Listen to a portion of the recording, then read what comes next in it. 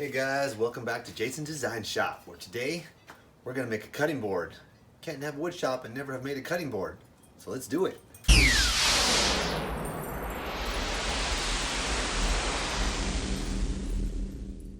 Alright, so I've been asked to make a cutting board actually for an auction they're going to have at a school, a fundraiser. So we're going to see what we can do with the scrap wood. As you know, we've got lots of cherry wood, so I'm going to take this, we're going to go about that thick. It's about 1.5 inches, so I might have to go thinner. We'll see. And I've got this nice board that I just finished running through the planer, maple. So that'll give us a really white pieces in there. But I want to do a herringbone style. That's the back and forth, so it'll look kind of 3D, like it comes up and down. And so I had to run to the store, and for the first time, I'm going to use some maple. Good gosh, I'm going to use some walnuts. Nice and dark against this white. It's going to look really contrasty. Let's do this. All right, so we are running the maple through the planer a bunch of times to get that broken wood off of there and down to fresh wood. And we'll do both sides and get the polyurethane off of there as well. The end product, pretty white. A couple little spots are kind of burned, but it'll wash out with sandpaper. Alright, so I'm trying best to decide where to cut this $20 piece of walnut so I can make the most cuts out of it and create the contrast we want in the cutting board. And then also the cherry wood here is live edge, so how am I going to make a straight edge on there to use in the table saw? So I got this pretty cool jig I made that lets it run on the back of the table saw, nice and straight on that 2x4, which then makes a straight line over on the cherry wood. So check this out.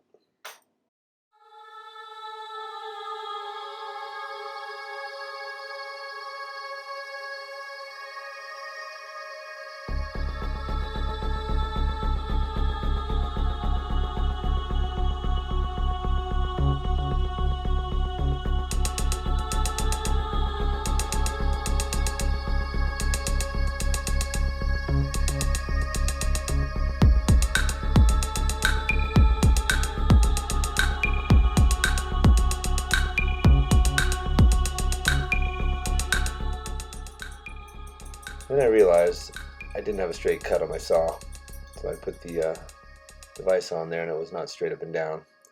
And now you can see the gap that it created on the side there.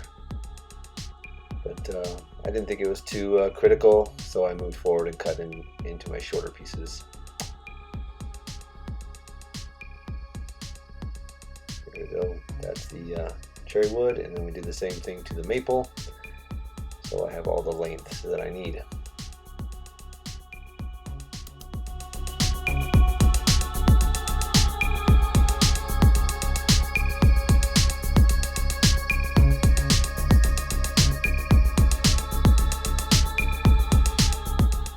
Now I'm cutting off the roundover I had on the end of this board and squaring it up again. And then finally my walnut, getting that to length, and then we'll have to cut it lengthwise as well. So we want them all to be this thick. So by putting the board up against the fence like this, I can make all my cuts of all the 3 different pieces of wood the same thickness. Pretty much squaring them up.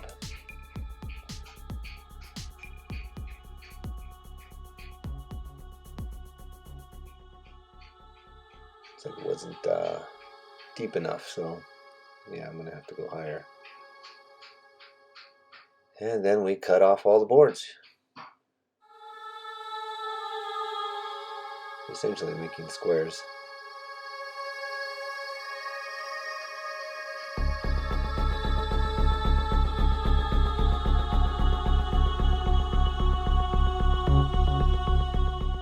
See, this final cut gives me a small strip.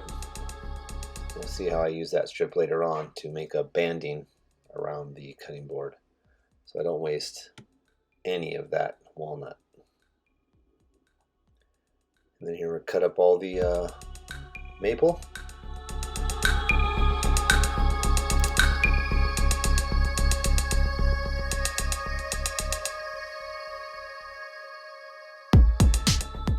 this is the tricky part.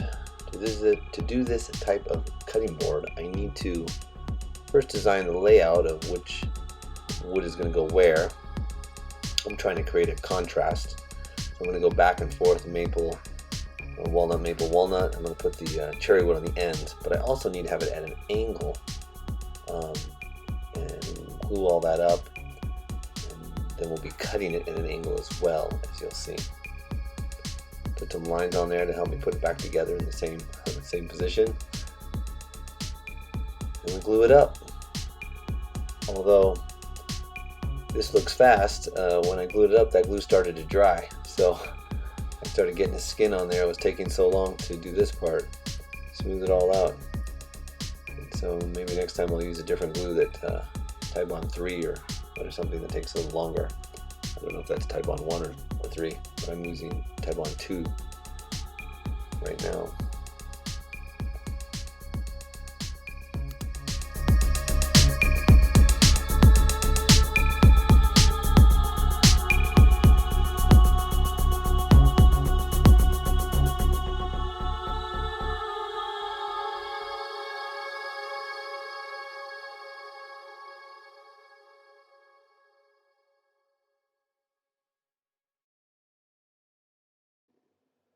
Alright, this is where that imperfection came back to haunt me on the angle. It wanted to bow and start bowing up. And of course, now we have to clamp them down flat so then we can squeeze them and they all stays flat. And that'll be a major problem. So you can never have too many clamps, as we say in woodworking. The more the better. Squeeze that glue out.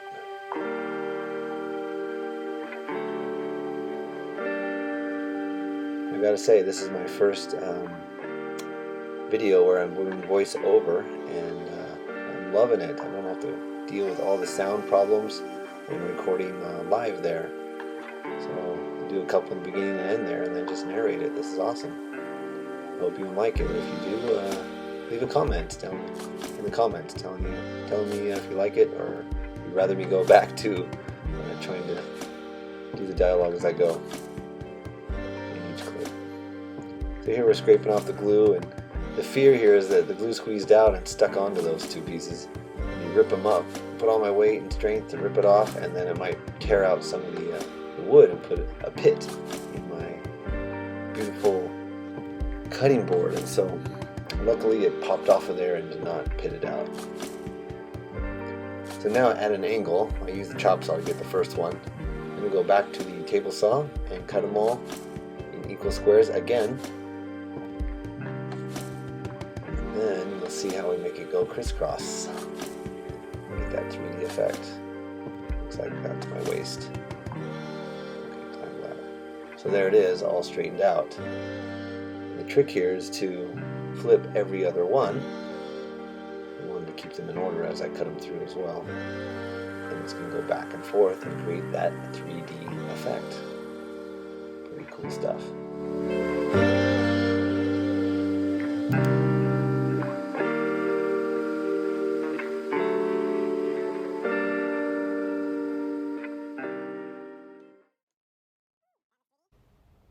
Love that.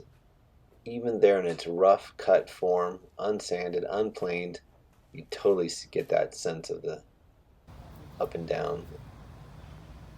Here's where you can really see if you made some mistakes or some things happened, like the gaps in the cuts. They're pretty tight. I'm liking this, although I don't like that one. But also, look at this. Look at that step right there. This one slid in the last glue up, which means I've got to shave off this much here and this much on all of this. All of this has to come off of here, and so I lose a little bit of thickness. We'll use the planer to do that and get it all flat later. We'll be trimming this off, making it square. Money, glue up.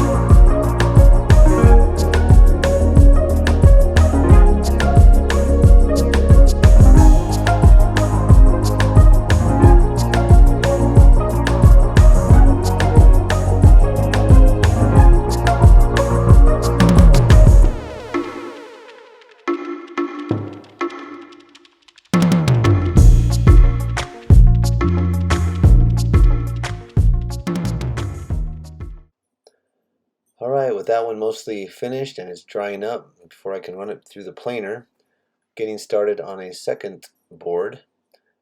I'm going to have a nice long handle on there, call it a bread board or a serving board, with a good loop on the end to hang it. So here I'm trying to figure out how I'm going to do that. These boards are not perfectly flat, and so I'm going to look at the wobble in there and figure out that I can cut these boards in half. See that wobble? So I can cut them in half there and put a maple strip in between them so it looks nice and it makes it easier to run it through the planer and get it flat again. So I'll do that while this one's drying. Cut those boards in half. And now let's work on the handle on this centerpiece.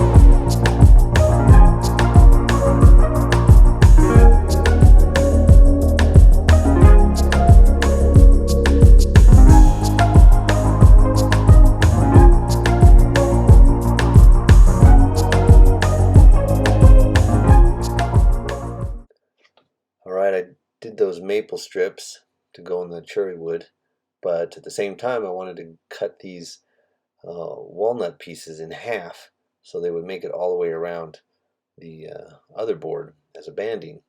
And boy, that was tricky trying to get it fenced just in the right place to make a really fine cut. And I think I did pretty good. Pulled it right through.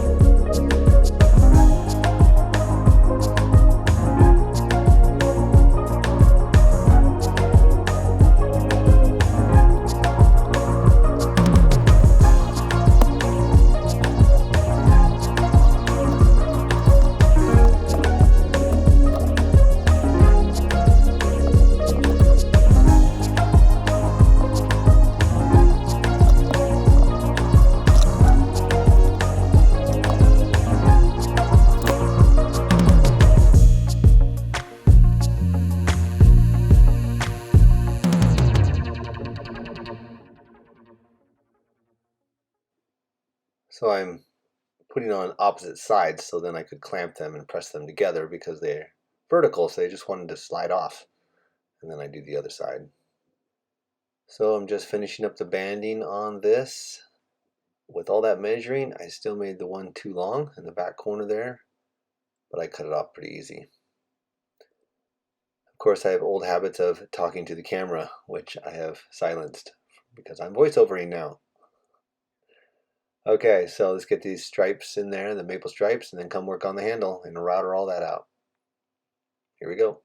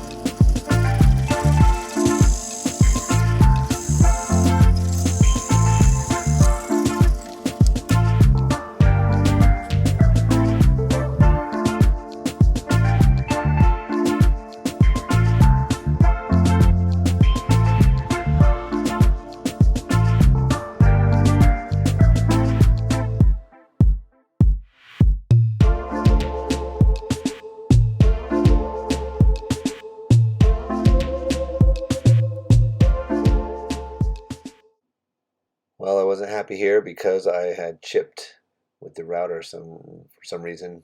Popped a chip out, but it's okay. We're going to continue sanding that down.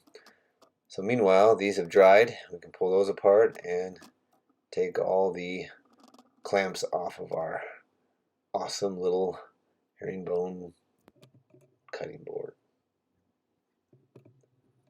So there was my too long piece. Cut that down. We're going to route all the edges in a small little round over, which nicely blended that cherry wood into the walnut. And now, to make the board easier to pick up, I'm going to put a chamfer, well, a 45-degree angle on the bottom side. There we go. Turn it around, hit the other side. You can pick it up, works great. Just trying to get it even on both sides, that's the trick.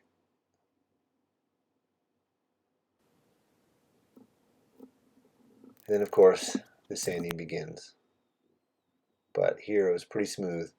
My planer gets it really smooth, so I was able to go right to 220 grit. Basically give it its almost final sanding. But I did have some 400 that I run on there.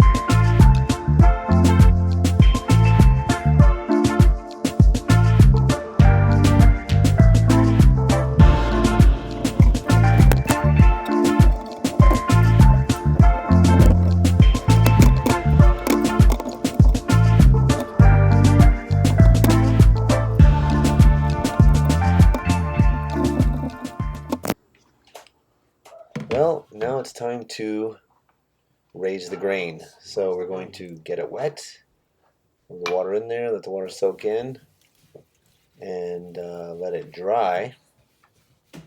And then it will lift up the grain on all these different pieces of wood and make it much easier to sand smooth. This way, the first time somebody uses this and washes it, they don't pick it up and find out that it's all rough all of a sudden.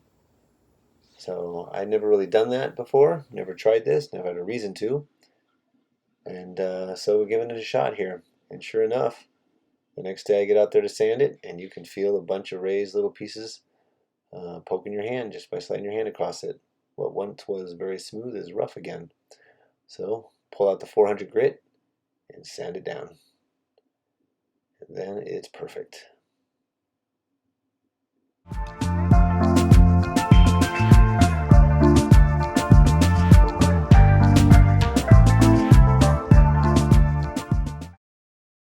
Alright, all because of this problem. We have an incident in the next clip. So it won't fit my planer. It's like literally a quarter of an inch on each side, too wide. And so we got to head over to the table saw and cut her down.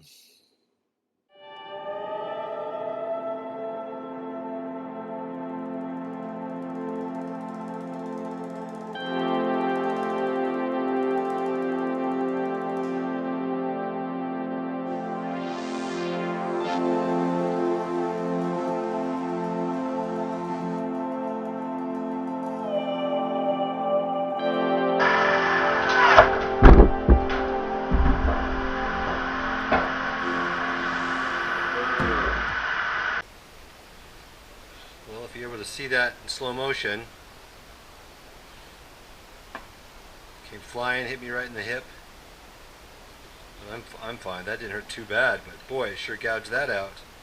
because I don't have a writhing knife here to keep that from happening. So now I've got to cut it here. So much for my giant cutting board. It's going to be thinner.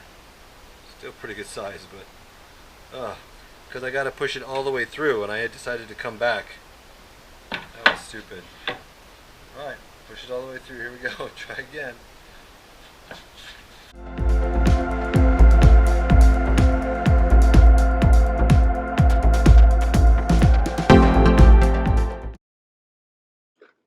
Well, there it is, the new shape, which is actually, I find, a little better.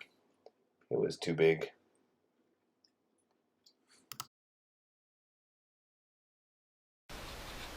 Right, before we do this one, I found this one.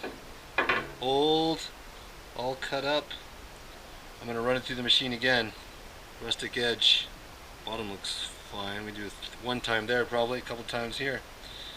Maybe we can revive this one, give it new life, and add it to the cutting boards for sale. Give it a try.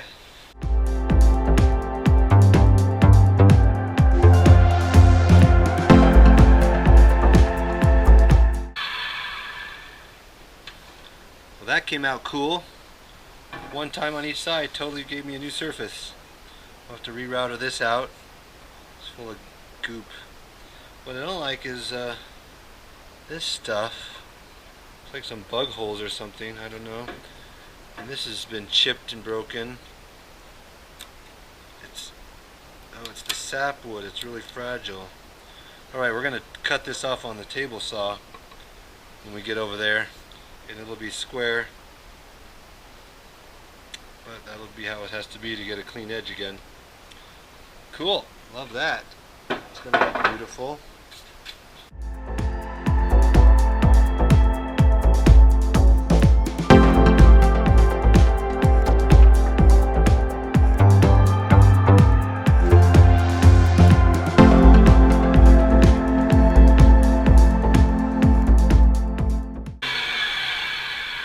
There it is. Perfect. No step anymore. Cool. Got a bit of a gap here. I need to get some glue in there, I guess. Okay, we can router the edge now to look like the handle. We have to router this again. That got all squared off.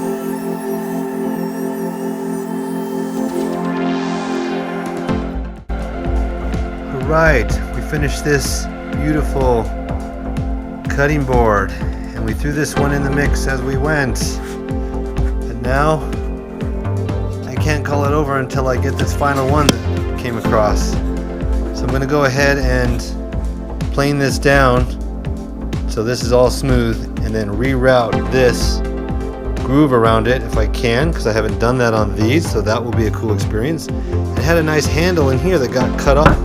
Oops, that got cut off on the other side, so maybe we can route that at the same time that we do these. Alright, let's do some planing and finish this one up real quick.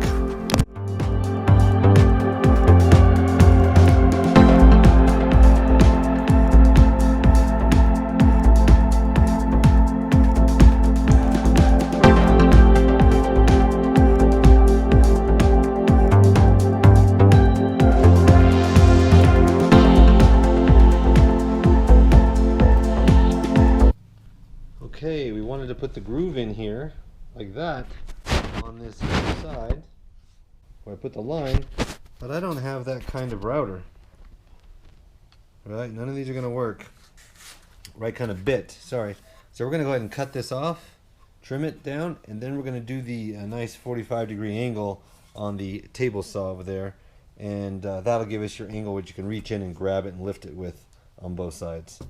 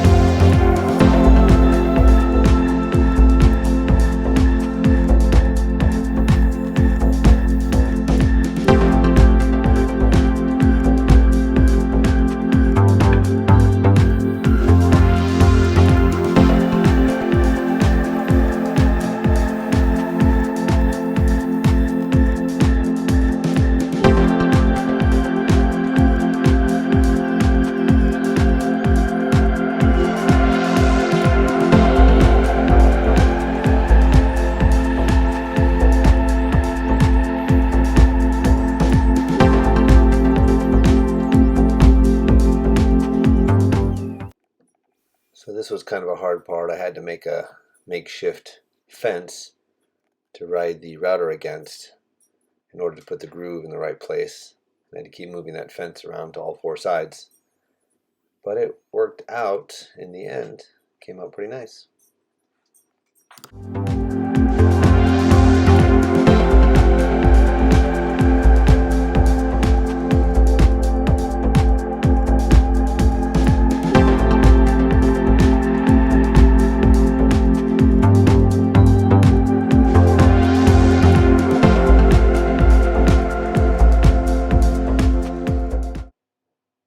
So it's pretty good, except for right there, the router dug in on one of the corners. Not happy about that. But I ended up sloping all the edges back because the juices often run to the corners. So it works out and looks fine.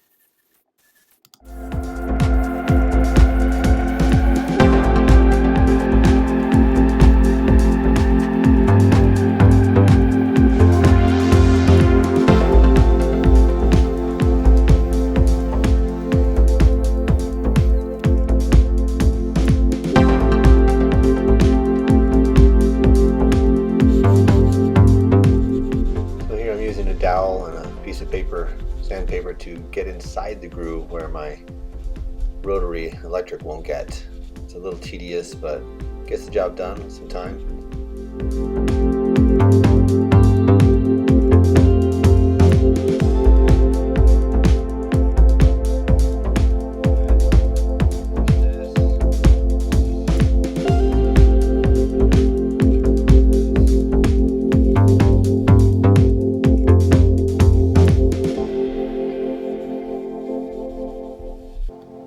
Alright, you got some mineral oil, cutting board oil at the local Lowe's.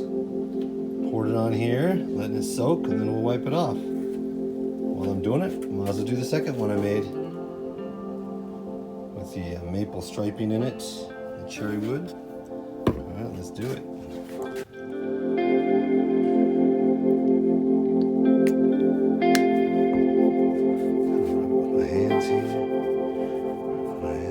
Maple striping is beautiful.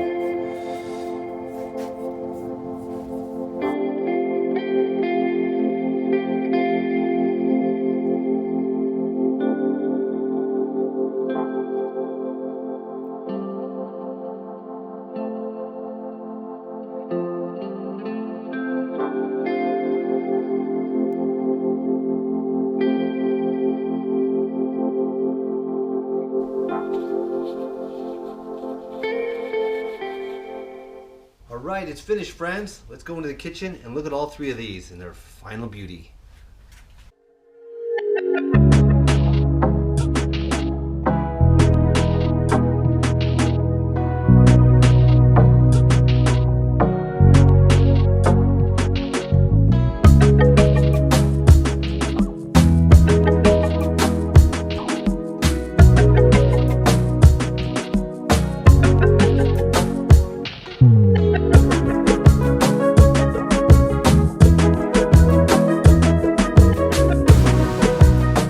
So let me know in the comments which one is your favorite.